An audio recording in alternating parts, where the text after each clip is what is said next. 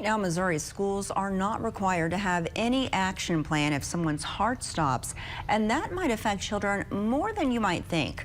Lawmakers are considering a bill to change that. Missouri Capitol Bureau Chief Joe McLean explains. Around 23,000 children experience cardiac arrest outside of a hospital every year, according to the American Heart Association. That's why backers of this bill say even if it's never used, schools really need to have a plan to respond to this kind of emergency. In August 2022, Sherry Taylor was volunteering at her child's school in Oak Grove when she suffered a sudden cardiac arrest. There was no AED in the location that we were at, and so 2 volunteers and nurses and friends literally performed CPR and saved my life until EMS could arrive with an AED.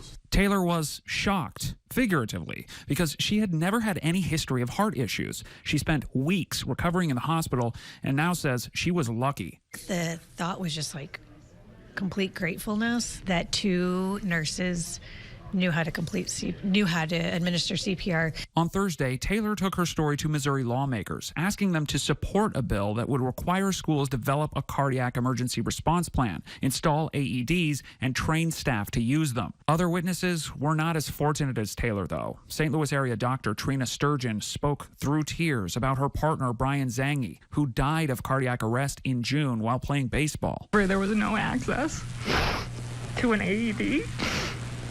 And it took EMS more than 20 minutes to get to him. This school nurse from Webster Grove said she saved a 7-year-old with an AED.